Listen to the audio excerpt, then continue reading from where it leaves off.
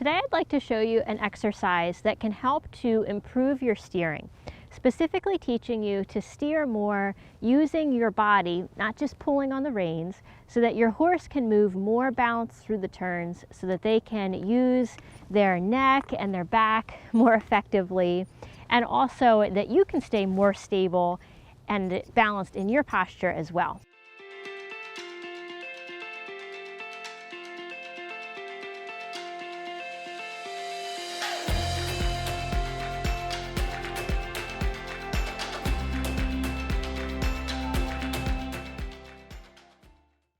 So I'm here today with Caitlin and with Lily, and we're going to be showing you one of the exercises out of Stay in the Saddle.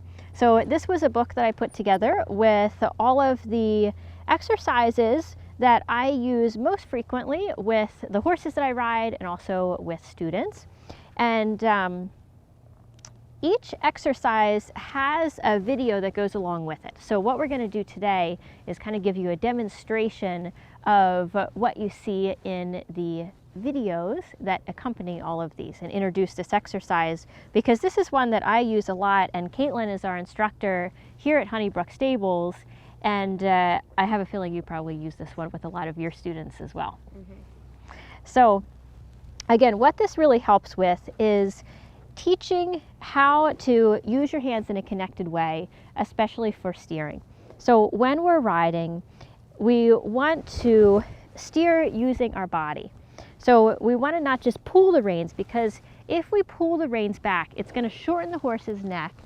Oftentimes, riders that struggle with keeping an even rhythm, doing patterns or doing circles or turns, it's because if we pull, we're shortening the neck, and we're going to make it so much more difficult for the horse to be able to keep their own balance going through the turn.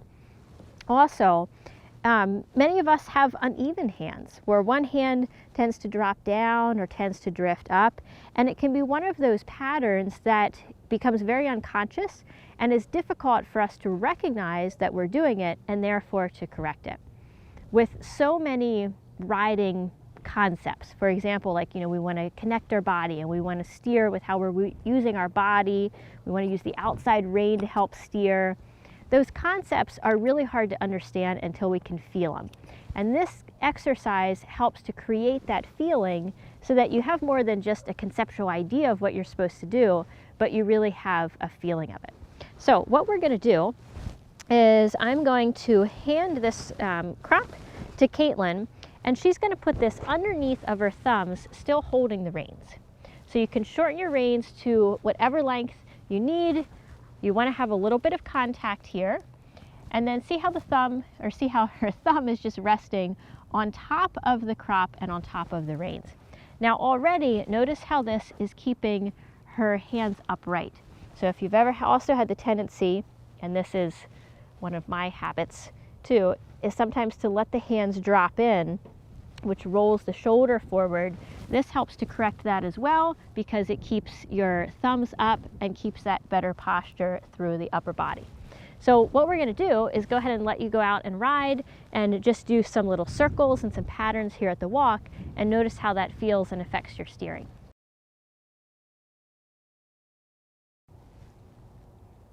As we're watching Caitlin ride here, notice a few things. First, with the crop underneath of her thumbs, it's connecting her hands together. And this means that her hands are staying more steady, and that as she moves her hands, they have to move together.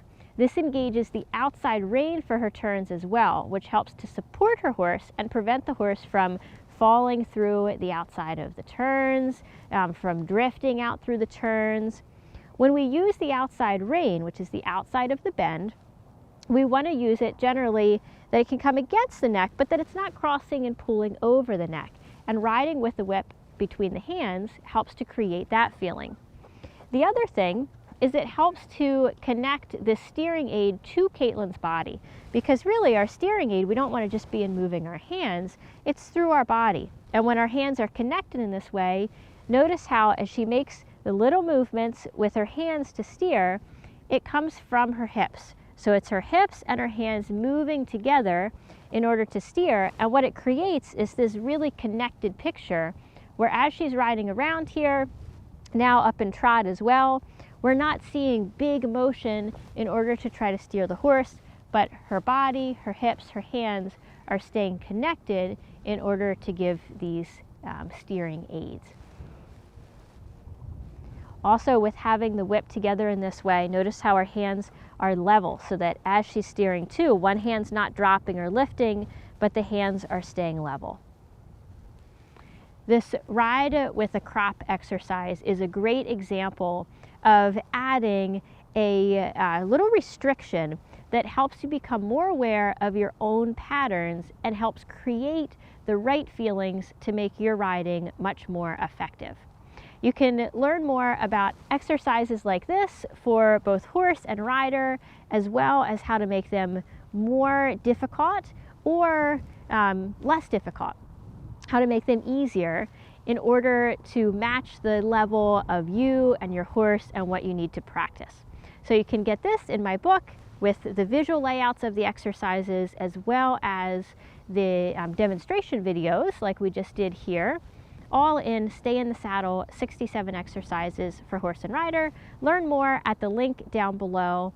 And now I would love to hear from you. What is the one exercise?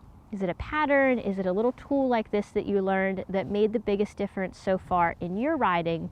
Go ahead and leave a comment down below. As always, thanks for watching.